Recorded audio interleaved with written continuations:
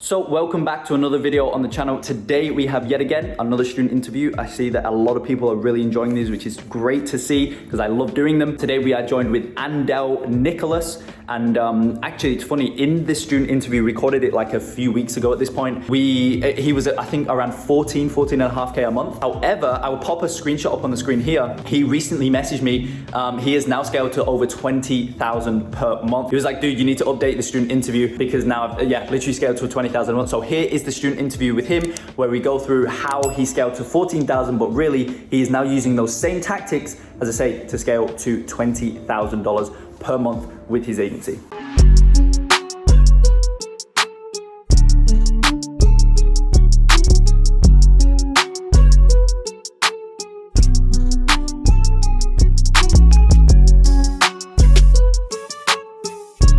So welcome back to another video on the channel. Today we are joined with Mr. Andel Nicholas, and he basically, when did you join, well, welcome first of all, and when did you join Quantum Leap?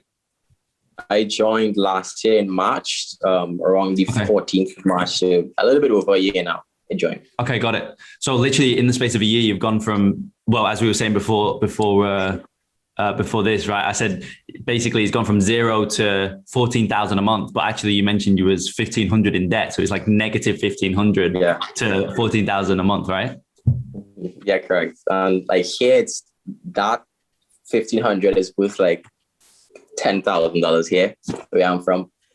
So it was really scary. It was really scary. For sure. So, and I actually was in debt when I bought the course. so you know. Oh wow! So you went further in debt. I went further in debt. Yeah. So at that time, the course was like $397 at the time. You know, so I borrowed money again, and it paid off. Within the next month. Yeah. For sure. That's crazy, dude. So 0 to 14,000. Obviously, that's inside of a year as well. I mean, that's a pretty quick ramp, right? Like 0 to pretty much 200,000 a year. And as you say, obviously you're based in the Caribbean, right? Yeah, correct. It's a small island called Trinidad and Tobago. It's at the bottom. It's at the bottom of the Caribbean. So right above like Venezuela and stuff like that in that area. Got it. So you must be like balling out over there right now, right? Yeah, it is. But I don't feel like it. Because I'm surrounded like by you guys. So, you know, so like my brain is there. But like when I leave my home, it's like, oh shoot, you know, this is like, but I don't let that faze me. I really don't. It's nothing. Yeah, as soon as that kicks in, as soon as you think like, shit, I'm actually doing really well and whatnot, that's when things start to, you know, kind of trickle down a little bit once you take your mind off of the of where you want to actually be going, you know? Yeah, no, you're right. It's not good. It's not good. It's a slippery slope for sure. Yeah, for sure. So I want to like rewind a little bit. You know, so you joined. I mean, you was like $1,500 in debt. You joined the program, but around that time, obviously, I mean, how long did it take you from when you kind of started your agency? How long did it take you to get your first client? Okay, awesome. So you mean, because before the e-commerce, I had a local where I live. I used to work with restaurants, but it was horrible in terms of they were looking down at my age. So they were like, you don't know anything, whatever. And I had no money at the time. So I used to run ads to sell. I make and I cook brownies. Regular brownies at home. So I used to try to sell that like a little bit. Right. Interesting. Yeah. Yes, that was cool. So when I joined e-commerce March, it took around 45 days. I signed my first client April the 26th of 2020. You know, so it took around 45 days. Yeah, from joining the program, I should say. Is that the point in which you made the switch to the e-com niche, or did you make it earlier? Yeah, about when I saw you on YouTube, I watched you for about 2 weeks or so, and I reached out to you like immediately. And like it was about probably like 2 weeks after or so, you had a program. So I had to join. immediately, and I did. So you see around 2 months from not knowing anything about the e-commerce niche to actually get me clients. So around 2 months. Got it. And what was the reason? Obviously, I mean, it sounded like the restaurant niche was you weren't getting treated that well, and it was obviously difficult. But what was the main reason you switched to the e-commerce niche specifically? Mainly, honestly, I wanted to go internationally, abroad and not do it like locally. Now, when I realized I used to try to do drop shipping like a few years ago, and I wasted a lot of money. And so I think we all did. We all did. Yeah. And that sort of like online stuff, e-commerce was just like cool. So I was like, you know what? And then I realized I could make so much more money than just local gyms, restaurants, especially when you leverage ROAS deals. And any sort of international currency to mine is like a lot. So, I realized, okay, I could get some USD, I could get pounds, Canadian, like Australian, anything. That's what made me switch ideally from locally to internationally. Got it. Cool. And in that first, so you say it took you around 2 months to get your first client from the point in which you made the switch to the e-com niche, right? So what was you doing in that 2 months, and what did you? Because obviously, I take it you was doing the same thing over and over again until you got your first client. So what did you change or optimize on what you were doing in order for you to go 1 month and 3 weeks without a client to the around the 2 month mark to getting a client? What changed in that period of time? In that time period, honestly, it was consistency. In terms of sending out the emails, I think I got set up badly because here's what I mean. The first 20 emails I sent out, the first ever 20 emails, I got a meeting and it was like a no-show. And I messaged you. And then I had the expectation that, oh, well, this is easy, and then I sent out 20, 100, 200 and got like nothing, and got like nothing. So it really played on my mind. So what really happened was that, as I was telling my friend, is like detaching myself from the end result and just like focusing on the process. Like just focusing on if you set a goal for a client at the ending of the month, like just forget that, but focus on, okay, I want to send out X amount at the end of the month, because you can't control how many clients you get. You can control how many emails you send out. So really focus on, your effort and not the end result. And that honestly changed. For sure.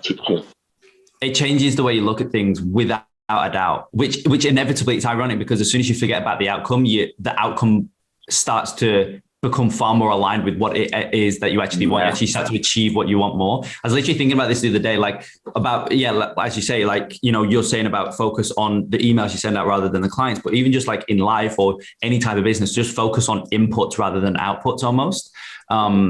It's like, for example, I've just recently started jiu-jitsu up again, and it's tremendously hard. I'm getting absolutely smashed every training session. But I can't really control, for example, who I roll with, but I can control how many times I train, how focused I am on it. And then naturally, the outcome is when I roll, naturally, I'm going to start to get better because I focus so much on the inputs. Exactly the same here. So you reckon that's like one of the big things that was almost not a breakthrough, but like kind of change things for you in terms of your agency's trajectory?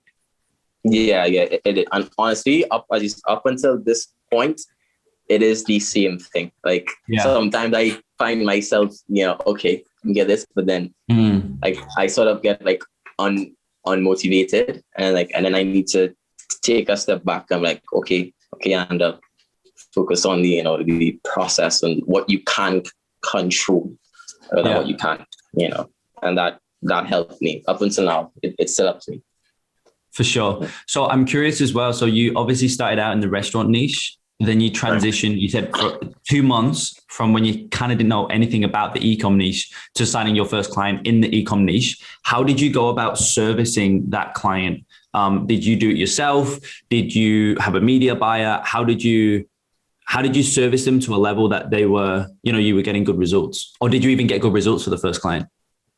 Yeah, sure. I hired a media buyer off of Upwork. He was charging again for like $500 a month or so. My first client was actually like a trial. It was like £1,000, 1,001 pounds. Yeah. So yeah. I gave my media buyer 500 USD. So I found him prior to getting the client. So I had him there, like saying, when I had a client, then you can move on. And what honestly helped us is that the quality of the client, it was sort of shaky at first. And then we got results in the second month and like the third month. And that's when we upped the retainer to $2,000 a month. We did 10% of ROAS, and that helped, especially how she was from the UK, again, pounds. Yeah. So again, any sort of currency that's away from mine is a lot. So it was really, really good. So she got results. For sure. How did you go about mid relationship with the client? How did you go about increasing the retainer from 1,100 to 2,000 a month plus 10%? Because like a big thing that I always see is that, clients feel as though now they're paying 2x more, actually over 2x more with the 10% in your instance with that specific client for the same service that they were just paying 1,100 a month for. How did you go about increasing it whilst ensuring that the client stays happy and ensuring that the client is actually happy to move forward, and start paying you 2, 3, 4, 5 times more, whatever it was, for the same service? How did you position it and structure it to the client? Okay, sure. What sort of it happened prior. So what do I mean by that is that I said it was like 1,100 for the trial, and then afterwards we'll move on and see what's fair. So it was like a bargain, So I sort of positioned it from way before. I didn't say okay, it's 1,100. I gave her it's 1,100, but just know that it's not our normal retainer. And from afterwards, there will be a price increase. Normally, we charge $5,000-6,000. Although I pulled that out. I just said that I didn't have no clients, and I just said that we charge $5,000-6,000. So when you pre-framed it, when I mentioned that $5,000-6,000 or whatnot, the contrast, it looked like okay, $5,000-6,000, and then now it's $2,000. So that's how I took her mind off of the 1,000 to the 2,000. I took it to the 6,000, to the 2,000. So she compared it there and not here. I like that. You essentially leveraged the idea of anchoring the price. Yeah, honestly, yes. Yeah. So I tried my best to get her mind away from that 1,100 and into that 5,000-6,000. We only kind of charged 2,000 from now on. And you say, okay, cool. Yeah. That's cool, man. I like that. And it obviously worked, right? So on the service delivery side, obviously service delivery within the e-commerce niche is super important, right? So is that first media buyer that you hired for the first client, are you still with them? Have you changed? How does that look? I've changed a lot. I've changed 2 media buyers actually. I now have my third one, and he's been with me since September last year. And he's been great. His name is Alex. The first guy who I had, after the third month, he started to become not responding to my Slack messages. He was very distant. And so what I did is I went through the course, and I went through in the service delivery week, and just on I had at the time with Jay, if Jay is watching this, he's also in the course. That's Chilton. Yeah, we were really good. We still are. And we were just helping each other back and forth, and also in the service delivery. So I got rid of him. So it was only me running the ads with the service delivery in the course, and that got me results. And like, well, Amazing. I got the client results, you know, and I stayed that way for about 2 or 3 months until I got my other client in June. I got my first client on April the 26th and my second client on June the 18th, something around there. And, you know, I used at that time, it was all me still. I used the service delivery, and then I brought on another one. He was from Brazil, and he stayed on for like a month, if so much. Oh, wow. And he got an opportunity elsewhere, so I couldn't hold him back. You know, he was getting paid more. Yeah. So he left, and my first client, she got worried and was like, "Hey, Andel, over the last 3 months or so, we've switched to media buyers, whatnot. Is everything okay? Should I be worried?" I was like, no. You don't worry. But at that point, it's kind of panicking a little bit, you know, so who to bring on next? And it was just me until like September there, when I brought on my third media buyer, and he's been with me since then. So if you're lucky enough to get a good media buyer from me straight up, then you're good. You're really good. Sure. So on the third round of hiring, how did you, what did you focus on differently? What did you put more of an emphasis on? What did you not put as much of an emphasis on? What was the hiring process, or how was the hiring process different so that you didn't rehire another dud, almost another tire kicker who was just going to leave in 1 or 2 months like the previous two did? The main thing, I think, is expectations. Make sure and set that clear. And I've also, that is the same thing I would say is a problem of mine in terms of my clients in the past, in terms of communications.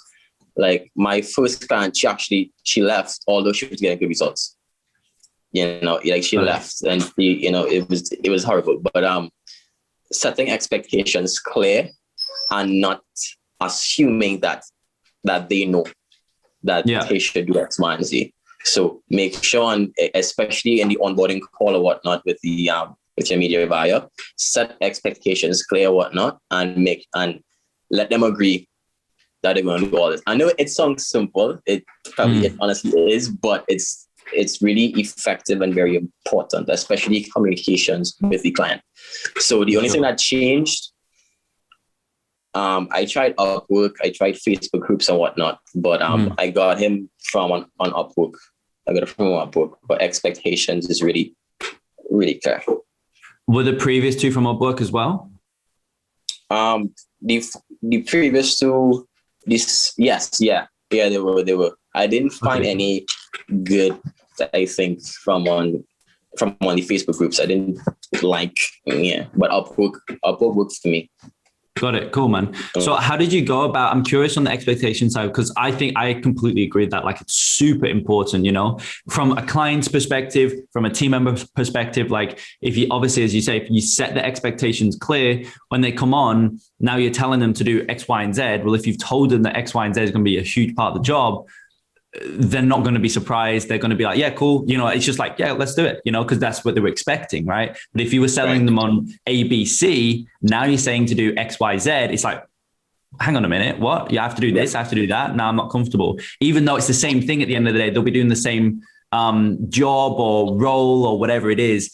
If they expected to do that, it's going to obviously, they're going to be far happier to do it. The output of your team is obviously going to be much higher, all that stuff. So I'm curious to go a little bit deeper into that, because I think a lot of the times people talk about, set expectations and make sure, this and that happens. But how did you actually go about setting expectations? Did you go through that on the interview call? Did you do it on the first touch point that they had on the job posting? Did you really detail everything out? Did you put an emphasis on it on the interview call? Did you walk them through a 10-step job role description and that housed all the how did you go about it specifically? Right. Okay. So I went into you had an old YouTube video from long ago, and where you were screen training how to hire off of Upwork, and I took that same script and I added my own stuff in there. So to get more specific, it started from the post. It started from the post and got more detailed on the call. So from in terms of sending an update every single day, whether it be a one line on each ad account, each update, sending reports on a weekly basis to the client. We send like a weekly loom, we have the bi-weekly call, how we also have that. Another thing that now is responding to the clients in the Slack. That's really important. And I share and I let them know that they have to reply as well when they can, and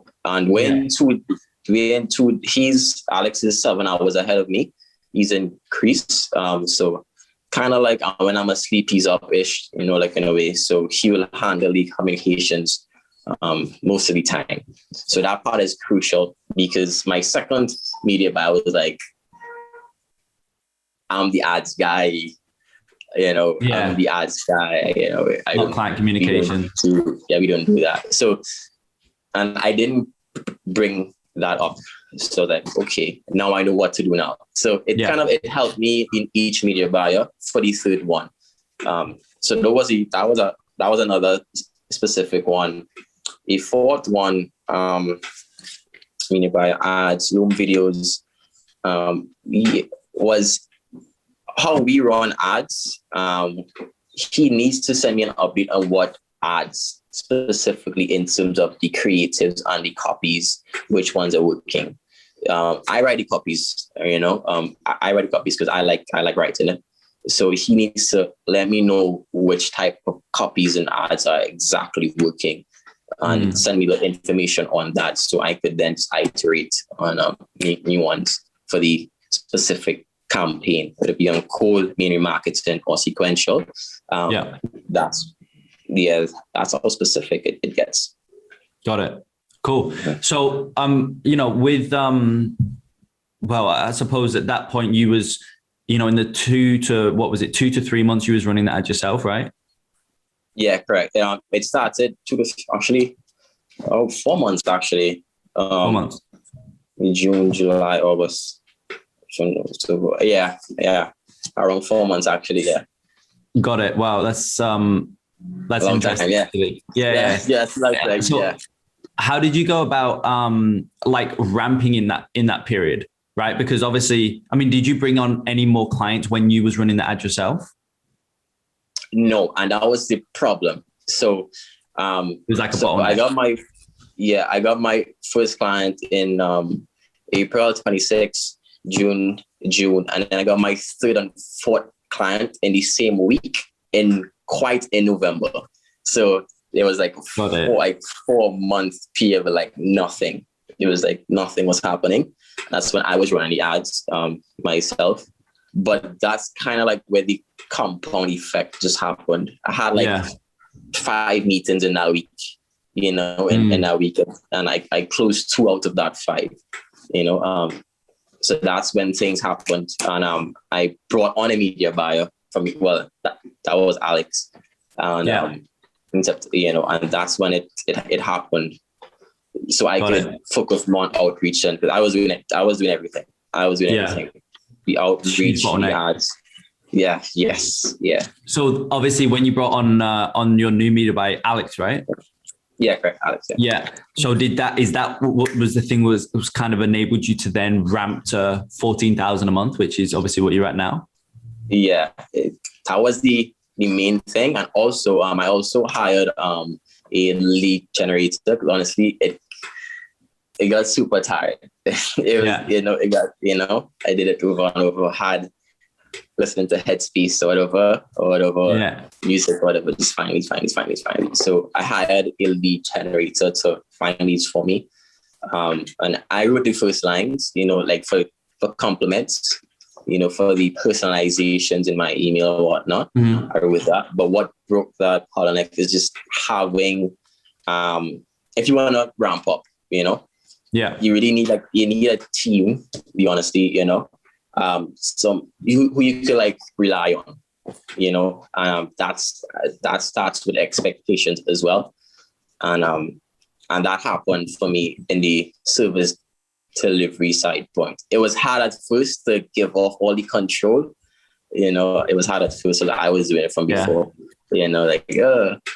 Okay, so do this, so do that. And it's then a scary thing. Yeah, it really was. Especially clients as well.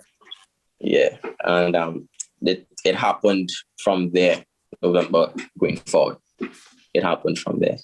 Got it. So, dude, I'm curious, just like overall, right? Like, you've gone from, well, I was going to say zero, but again, you've gone from pretty much negative 1,500 a month to 14,000 a month. Somebody else who is kind of in that stage, maybe they're in a little bit of debt right now. Maybe they're at just complete beginner level. Maybe they're 16. Maybe somebody's in like a full-time job, and they're wanting to transition to, starting and growing their own agency and whatnot. Looking back on your journey, what is like maybe, as I say, 1 to 3 things that you would say to somebody else who was, in your position back in whatever it was, March of last year, when you just like pretty much completely starting from scratch? Okay. 2 or 3 things. First thing I would say, one, honestly, what was in my head at the time before I bought the course, I was around 1,200 in debt or so. I realized that I'm already in debt. I live in my parents' house. I had nothing to lose. So I took the chance. I was young. So what I would say honestly is that, because I look back and was like, would I regret this? Later on, it's like, we're young. I have nothing to really lose, and I don't want to look back. Like me personally, I really don't want to and be like, I wish I would have done this. I wish I would have done that. It's scary at first. It's really scary at first. And but once you get like your foot in the water and whatnot, you realize it's not that bad. So the hardest thing to do is really start, honestly. You realize it's nothing to lose. That's 1. 2, join a community that's very motivated, because I know a lot of people will be like procrastinating and stuff like that to actually start. But like when you have that friend or friend guy or whatever who is like out there and is trying stuff, surround yourself with them, and like naturally it really is. Because I didn't used to go to the gym. Last year it was like 161. Now I'm at 175 up there now, and my friends, they were putting on weight, muscle. And I was so like, just, I felt away. I felt like I was not doing anything. So I naturally went with them and I grew with them. So like your social circle, and I know we're home, but join Facebook groups, hop on calls, sign up for an email list or whatnot, and just feed your mind with stuff. And a third one, what I would say, what helped me is forget as well. What Guy would say, like, have your headphones in and like just forget everything. Because where I'm from, like, this online thing is a myth. Like it's not real. Like it's not like what are you speaking about? And I used to do well at school, and everything just changed. And my parents and everyone started to honestly look down at me. My father used to, anyway, it was bad. Friends as well. And I just ignored everyone. Is that how you got through it?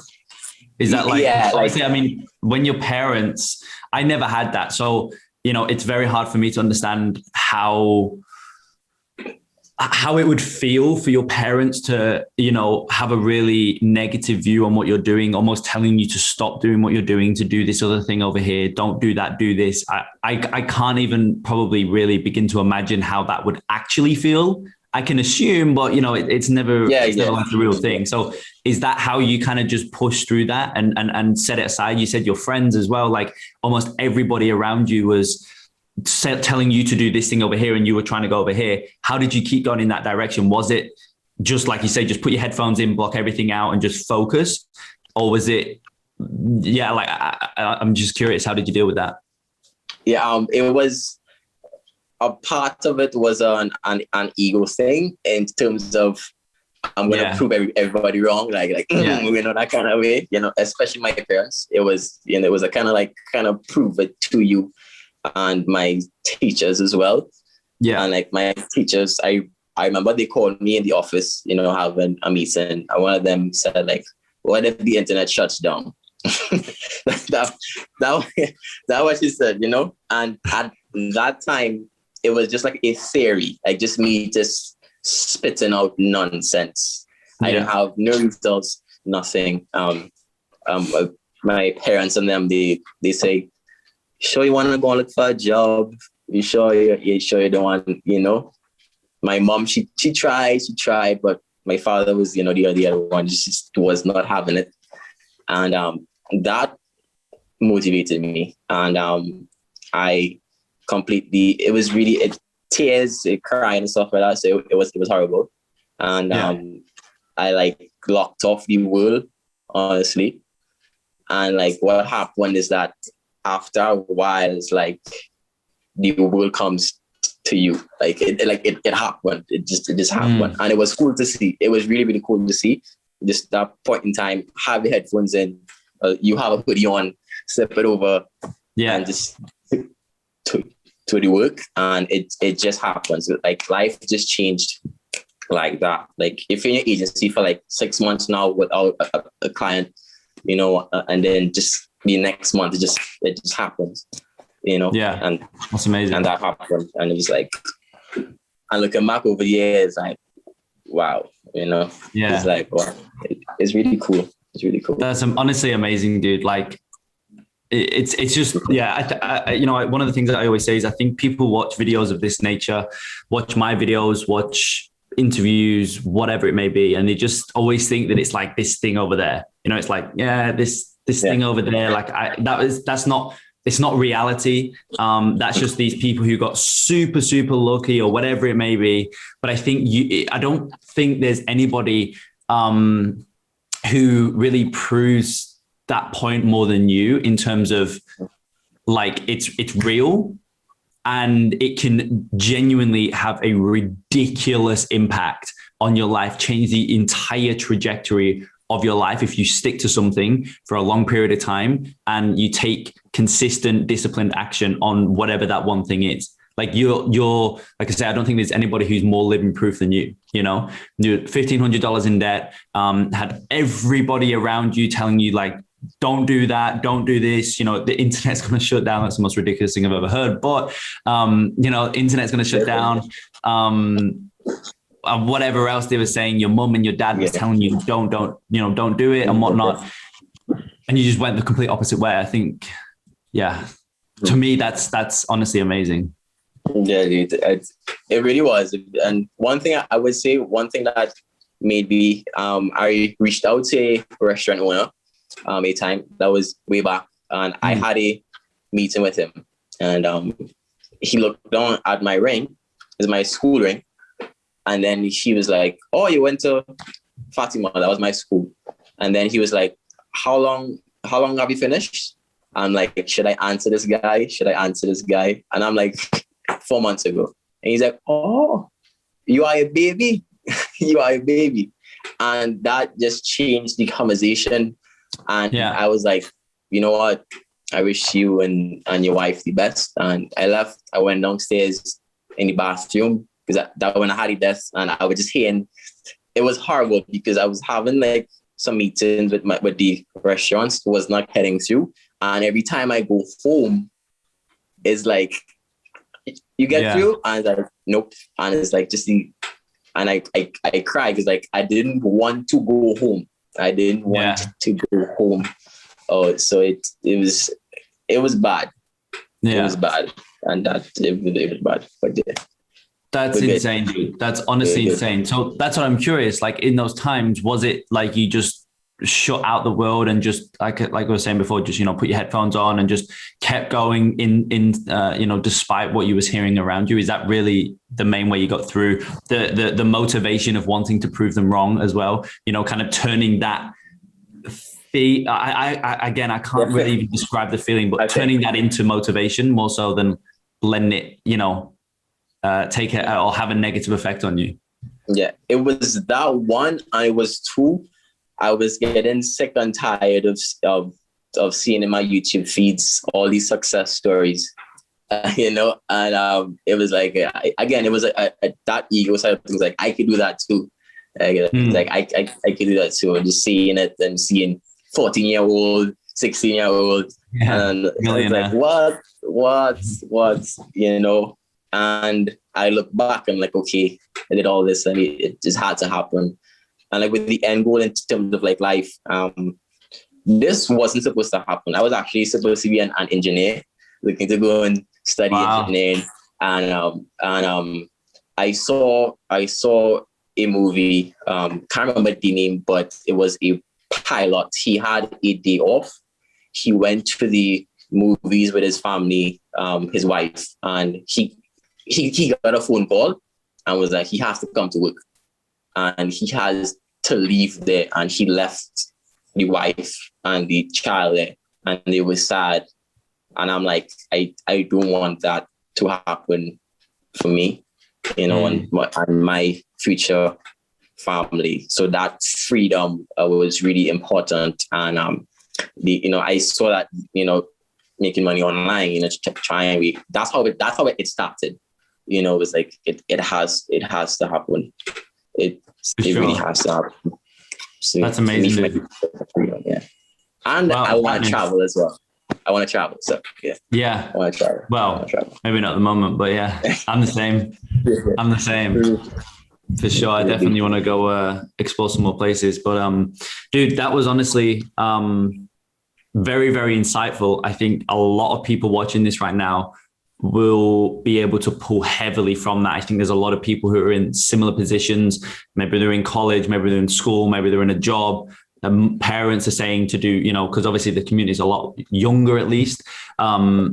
Or even if they're in a full-time job, maybe they're 25 or whatever, and they're wanting to make that leap, they want to make that transition from the typical route to something like this. I mean, as I say, there's not somebody really better to listen to than yourself, who's literally done that from not even zero though. You did it from negative. Yeah, it's amazing, dude. So yeah, man, as always, I deeply appreciate your time jumping on. Everybody watching this, I hope you was able to pull some actionable insights. And with that being said, I will see you in the next video.